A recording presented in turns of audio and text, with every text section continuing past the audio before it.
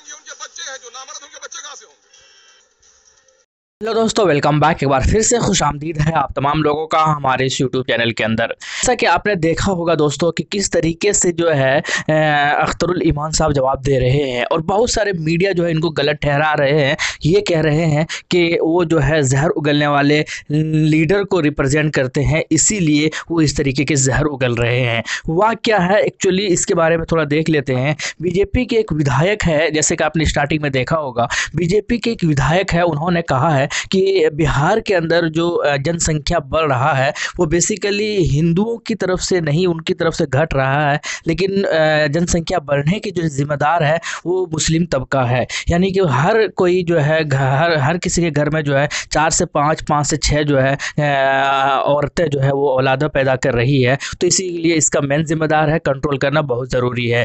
इसी के रिस्पॉन्स में, इसी के जवाब में जो अख्तरुल ईमान साहब ने कहा है कि बच्चे पैदा करना जो है वो मर्दानगी का काम है, वो नामर्द लोग जो है उनसे बच्चे पैदा नहीं होते। तो इसी को लेकर जो है खूब सुर्खियाँ जो है दिखा रहे हैं और दूसरे न्यूज़ चैनल मीडिया वाले, और इसको गलत तरीके से तोड़ मोड़ कर जो है इस तरीके की पेश कर रहे हैं। लेकिन कुल मिलाकर बहुत लोग ये कह रहे हैं कि ये ईंट का जवाब पत्थर वाला है और सही तरीके से इन्होंने जवाब दिया है और सही जवाब देना चाहिए, ये लोग इसी के हकदार है।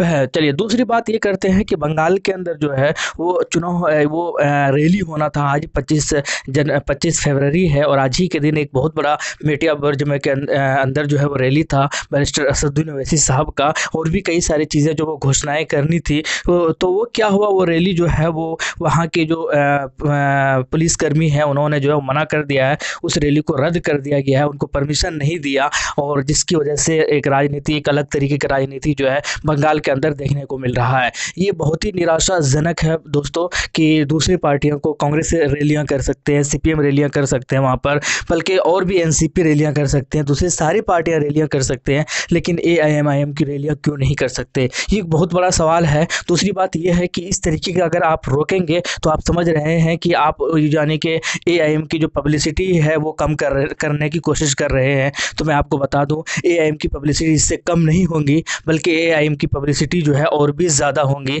क्योंकि एआईएम को पब्लिसिटी करने के लिए जो है उनको नेशनल मीडिया की ज़रूरत नहीं है, उन्हें किसी तरीके के अखबारों की या पेपरों की ज़रूरत नहीं है। उनके लिए उनके जो समर्थक है वो सोशल मीडिया पर इतना ज़्यादा एक्टिव रहते हैं, इतना ज़्यादा वो काम करते हैं कि नेशनल मीडिया और दूसरे अखबारों को जो है वो पछाड़ रहे हैं। तो उनको पब्लिसिटी और फेमस करने के लिए जो है ममता बनर्जी जैसे सोच रही है कि उनको रोक लेंगे तो वो जो है फेमस नहीं हो पाएंगे बंगाल में। ऐसा कुछ नहीं है, पूरे हिंदुस्तान के अंदर वो फेमस हो रहे हैं। तो बेसिकली ये है कि आज उनकी रैलियाँ नहीं होंगी, परमिशन नहीं मिला, जिसकी वजह से काफ़ी ज़्यादा लोगों में गुस्सा भी है और थोड़ा सा निराशा भी है। लेकिन कुल मिलाकर इसका सोल्यूशन होगा, और आज जो है वो 2 बजे ही जो है एक प्रेस कॉन्फ्रेंस होने वाला है और वहीं पर जो है एक बड़ा डिसीजन लेने वाला है। बेसिकली हुआ ये है कि अब्बास सिद्दीकी साहब की तरफ से जो है एक खुला समर्थन मिला है एआईएमआईएम की पार्टी को, और उन्होंने कहा है कि उन्होंने ये भी घोषणा किया था कि आज की जो रैली में वहाँ पर हमारे लोग भी जाएंगे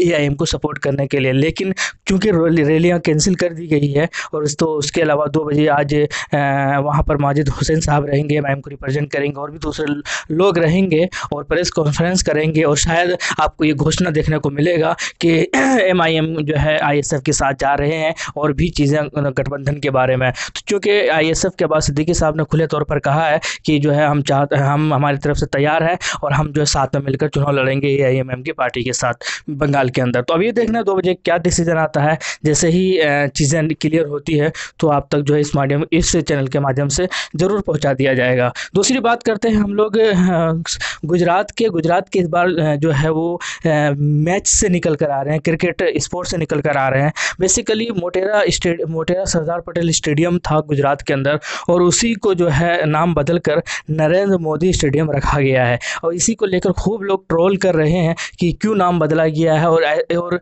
नाम रखने की ज़रूरत क्यों पड़ी या बदलने की ज़रूरत क्यों पड़ी। और काबिले जो बताने वाली बात ये है कि वहाँ पर 2 एंड होता है, जैसे बॉलर जो लोग जो बॉलिंग करते हैं तो उनको एंड से रिप्रेजेंट किया जाता है, वो कौन से तरफ से बॉलिंग कर रहे हैं, कौन से साइड से बॉलिंग कर रहे हैं, कौन से एंड से बॉलिंग कर रहे हैं। तो उन्होंने 2 एंड का नाम दिया, एक रिलायंस एंड दिया और एक अडानी एंड से दिया है। तो इससे भी खूब ज़्यादा ट्रोल कर रहे हैं और लोग कह रहे हैं कि इससे क्या हो जाएगा, क्यों इस तरीके के काम कर रहे हैं। लोगों में थोड़ा सा जो है एक निराशा मतलब इस तरीके के लोग ट्रोल कर रहे हैं खूब और बुरा भला कह रहे हैं। दूसरी बात यह है कि एक और चीज़ें हैं, वो ये है कि अहमदाबाद के अंदर चुनाव हुआ और कांग्रेस की हार ने बहुत कुछ बता दिया है कि कांग्रेस के अंदर कोई दम बचा नहीं है। हुआ यह है कि कांग्रेस 566 सीट पर लड़ी है और मात्र 55 सीट जीती है। आप यानी कि केजरीवाल की पार्टी 470 सीट पर लड़ी और 27 सीट जीती। एनसीपी जो है 51 सीटों पर लड़ी और एक भी सीट नहीं जीत पाई, जबकि एआईएमएम की पार्टी जो है 21 सीटों पर लड़ी और 7 सीटों पर जीत हासिल की। तो इससे ये बताया जा रहा है कि कांग्रेस के जो वोटर्स है वो एमआईएम की तरफ जा रहे हैं और साथ के साथ जो है वो आप की तरफ या दूसरी पार्टी की तरफ जा रहे हैं। तो कांग्रेस में कुछ ज़्यादा कुछ बचा हुआ है नहीं। तो कुछ अच्छे अखबारों ने इसका जगह भी दिया है। गुजरात में एमआईएम की धमाकेदार एंट्री, किसी ने कुछ कहा, किसी ने कुछ कहा। कुल मिलाकर बातें यही है और उम्मीद यही है कि बंगाल के अंदर जो उनको रोका गया है रैली करने से, इसका इफेक्ट जो है और भी ज़्यादा होगा और भी ज़्यादा लोग इनके प्रचार करेंगे और भी ज़्यादा लोग जो है एमआईएम को सपोर्ट करेंगे। क्योंकि ममता बनर्जी को ऐसा नहीं है कि एमआईएम और आईएसएफ ने जो है ममता बनर्जी को सपोर्ट करने से मना कर दिया। मैं आपको क्लियर बता देता हूँ, बहुत लोग जो ये कहते हैं कि ममता के साथ क्यों नहीं चुनाव लड़ते, तो मैं आपको बता देता हूँ कि ममता बनर्जी के साथ चुनाव लड़ने के लिए इन्होंने पहले से ही प्रपोजल दिया है। जैसे कि बिहार के अंदर आरजेडी के साथ चुनाव लड़ने के लिए और महागठबंधन में शामिल होने के लिए बार बार अख्तरुल साहब ने बयान दिया है और असदुद्दीन ओवैसी साहब ने कहा था कि हम चाहते हैं कि गठबंधन के अंदर हम भी शामिल हों, लेकिन उनको शामिल नहीं किया गया। उसी तरीके से बंगाल के अंदर भी ममता बनर्जी को बार बार रिक्वेस्ट किया है कि हमें भी शामिल कर लो, और असदुद्दीन ओवैसी साहब ने भी और आईएसएफ के अब्बास सिद्दीकी साहब ने भी, लेकिन उन्होंने उनको खारिज कर दिया है। तो ये बात दिमाग में घुसा ले कि ममता बनर्जी ने दोनों के साथ चुनाव लड़ने से मना कर दिया, जबकि अक्लमंदी यही होती कि दोनों को जो है थोड़ा थोड़ा सीट देकर, यानी कि एमआईएम तो मान जाते क्योंकि बिहार में भी वो ज़्यादा सीटों पर चुनाव लड़ी नहीं, तो वहाँ पर भी वो 15-20 सीटों के अंदर मान जाते। लेकिन खैर वो उनका गुरूर जो है, उनका जो तकब्बुर है, वो शायद उनको ले डूबेगी और जब हार रिजल्ट आएगा तभी शायद उनको अफसोस करते रहना पड़ेगा। जैसे ही आरजेडी के तेजस्वी यादव अफसोस करते रह गए कि एमआईएम को काश शामिल कर लेते तो ये रिजल्ट हमें देखने को ना मिलता। तो इसी तरीके की जो चीज़ें हैं बंगाल के अंदर है। रैली रोक कर बहुत बुरा किया है दोस्तों, और उम्मीद यही है कि आगे रैली शायद ना रोका जाए, इसके ऊपर कार्रवाई हुआ जाए और लोग जो है शिद्दत के साथ जो है और भी ज़्यादा एमआईएम को पसंद करेगी और भी ज़्यादा लोग एमआईएम को जो है चुनकर विधानसभा में जो बैठाने की कोशिश करेगी। शुक्रिया, जय हिंद, लव यू दोस्तों।